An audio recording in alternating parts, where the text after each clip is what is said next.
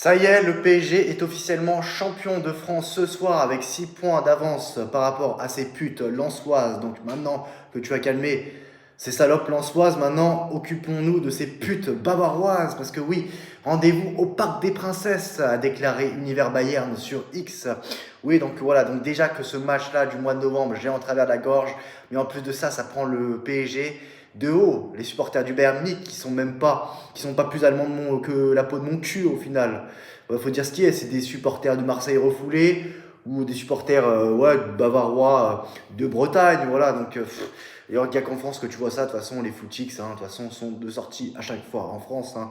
Beaucoup de supporters du Real Madrid en France, beaucoup de supporters du FC Barcelone en France. Mais bon, qu'est-ce que vous voulez que je vous dise? Le ridicule ne tue pas après tout. Mais bon, voilà, moi j'ai pas aimé le comportement des joueurs du Bayern Munich. Hein, je maintiens dessus. J'insiste là-dessus parce que en première mi-temps, certes, voilà, ils t'ont bouffé. Hein, faut pas non plus changer la physionomie du match. Mais après, tu as provoqué un carton rouge avec cette faute grossière de Luis Diaz sur Hakimi qui a voulu assassiner Hakimi.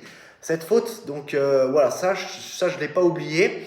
Ses comportements, les déclarations, ceux qui ont voulu défendre Luis Diaz, Vincent Kompany, ses déclarations, la manière dont les joueurs du Bayern Munich se sont comportés en seconde période, ça gagnait du temps, ça se mettait à terre, les crampes, ça inventait des blessures. Manuel Neuer qui gagnait du temps, Vincent Kompany qui a couru sur la pelouse du Parc des Princes au coup de sifflet final. Pourtant, c'est qu'un match de phase de ligue pour le top 8, donc il n'y a pas de quoi vraiment s'enflammer de ouf, parce que les vrais rendez-vous se passent en demi-finale des Champions.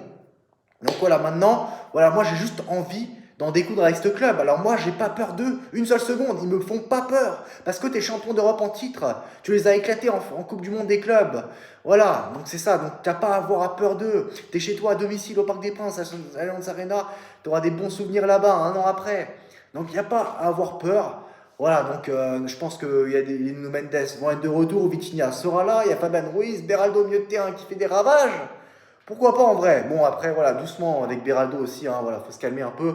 Voilà, je vois que ça déjà, ça compare avec Busquets. Il faut se calmer, ça, parce qu'il a fait des bons matchs contre Metz et Angers. Tranquille, hein. Bon, après, voilà, ça c'est la petite parenthèse. Mais je veux dire, voilà, Vitinha sera de retour. Il y a Fabien Ruiz qui est revenu, même s'il manque de rythme. Hakimi, tout ça. Plus de peur que de mal, là, contre Angers, c'est bon, tout va bien pour lui. Donc voilà, moi, il y a tout l'ensemble de ces choses-là. En plus, ces dernières années, le Bayern Munich, voilà, à chaque fois, ça a tourné en leur faveur, hein, en Ligue des Champions. Donc il y a aussi cette vengeance-là, leurs déclarations, les supporters, voilà, ce qu'ils ont fait en novembre, le comportement, il y a un peu de tout ça qui se mélange. C'est les demi-finales de Ligue des Champions, c'est la porte de la finale de Ligue des Champions. Pour accéder en finale de Ligue des Champions, il y aura la rage de vaincre. Les joueurs du PSG seront là, voilà. Donc Luis Enrique fera tout pour emmener son équipe en finale de Ligue des Champions, pour regagner une deuxième Ligue des Champions d'affilée. Et voilà, moi, sache, univers Bayern, hein, ouais, de toute façon, je sais même pas, de toute façon, s'ils regardent mes vidéos, mais peu importe, de toute façon, je vais pas le lâcher parce qu'il y en a qui connaissent pas le harcèlement et ceux qui me connaissent bien savent que quand j'ai une cible, je la lâche jamais. Et voilà, donc prépare-toi, préparez-vous, hein, parce que je serai intenable, inarrêtable. Voilà, sachez-le. Il faut vraiment, faut les saigner. Vraiment, j'ai qu'une envie, c'est de les saigner. Et quand je vois des tapettes supporters du PSG, je me dis, vous n'êtes pas digne de supporter ce club. Hein, parce que là, si, franchement, si là, même en étant champion d'Europe en titre, t'as peur des équipes adverses, faut aller se faire enculer, quoi. Voilà, je le dis clairement. Et vous êtes des putes, voilà, ceux qui ont peur, je le dis. Donc, vraiment, il n'y a pas à avoir peur. Voilà, il n'y a pas à avoir peur de ces équipes, de cette équipe-là de putes, de salopes. Voilà, faut les enculer, voilà. C'est tout, faut les saigner.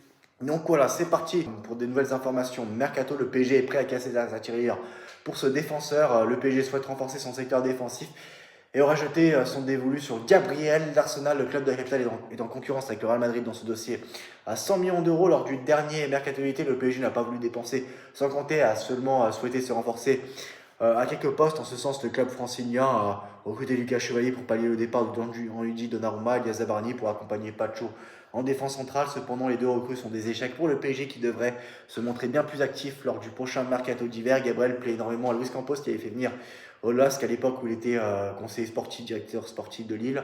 En effet, le club de la capitale française a toujours pour projet de renforcer sa défense centrale et si Yazabarni est décevant, bah, Marquinhos prend de l'âge et le PSG souhaite aussi recruter du sang neuf. En ce sens, de nombreux profils ont déjà été ciblés par le passé. Ibrahima Konaté, Dayot Upamecano, etc. Néanmoins, Luis Campos a activé une toute nouvelle piste. En effet, selon les informations d'Ekrem Konour, le PSG aurait coché le nom de Gabriel d'Arsenal. Et le PSG est prêt à passer l'action, arrivé à Londres après un passage remarqué au LOSC, qui est aujourd'hui l'un des meilleurs défenseurs centraux du monde. Central du monde, donc le journal List, spécialiste du mercato, explique que le PSG pourrait dépenser jusqu'à 100 millions d'euros Pour un tel transfert, Arsenal qui n'est pas pressé de se séparer de Gabriel ne sera pas facile à convaincre. En dehors du PSG, le Real Madrid suivrait également avec attention la situation de l'international brésilien. Et sinon, voilà pour Gabriel. Et sinon, on va aussi parler d'une autre arrivée.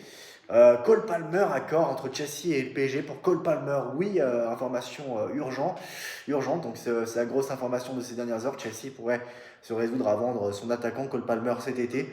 Et si le PSG ferait partie des favoris pour accueillir l'avant-centre anglais de 23 ans, Chelsea est prêt à lâcher Cole Palmer au PSG. Oui, après privé de Ligue des Champions la saison prochaine, Chelsea pourrait être contraint de faire des choix structurants forts lors du prochain mercato estival. Dans ce contexte, un transfert de Cole Palmer ne serait pas forcément à exclure et le Paris Saint-Germain surveillerait de très près l'évolution de la situation du buteur des Blues.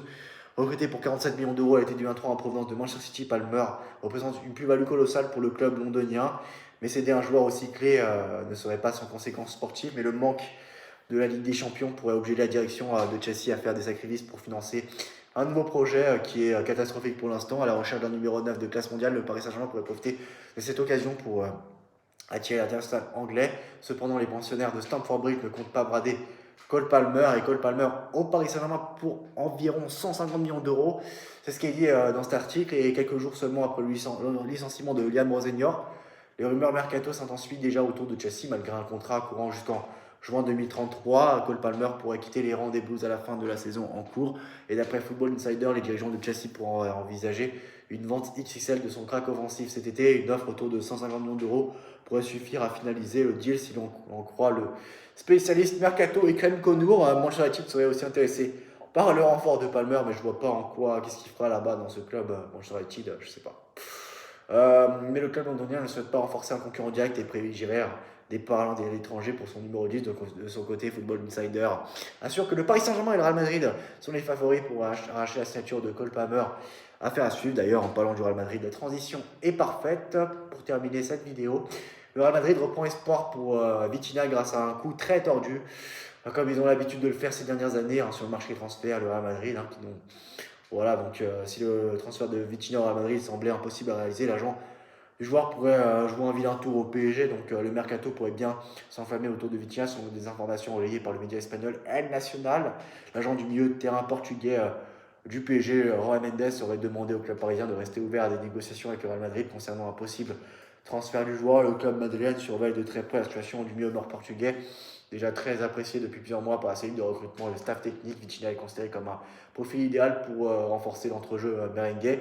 Son intelligence de jeu, sa qualité de passe, sa capacité à gérer le tempo en font une cible crédible pour en construire le mieux du Real Madrid, notamment dans un contexte de transition générationnelle. Mais bon, le PSG n'est pas le Borussia Dortmund et n'est pas l'AS Monaco, mais bon, ça je ne sais pas s'ils veulent le comprendre.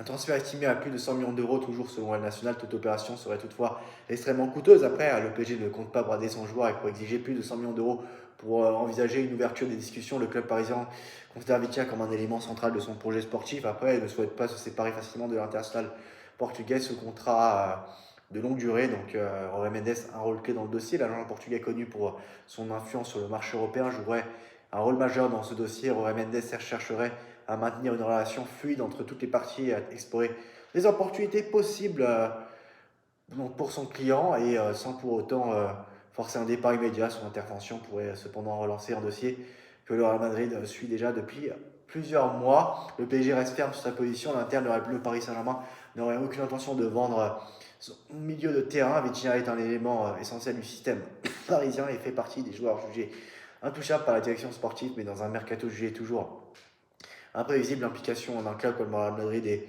d'un agent comme Jorge Mendes suffit souvent à maintenir l'attention autour d'un dossier. L'intérêt madrilène combiné à l'ouverture évoquée par l'entourage du joueur pourrait transformer ce dossier en l'un des plus gros feuilletons du mercato à venir. Mais bon, je vois pas ce qu'il ferait dans ce club tout pourri causé par l'arrivée d'Mbappé. Sinon, j'ai quand même du respect pour ce club. Mais voilà, donc qu'est-ce qu'il y a à foutre au Real Madrid? Il va se disputer avec Mbappé parce qu'il n'a pas fait une passe décisive pour marquer son 34e but en Liga. Je vois pas l'intérêt personnellement. Voilà, donc à voir ce qui se passera maintenant. Le mercato été arrive vite. Salut.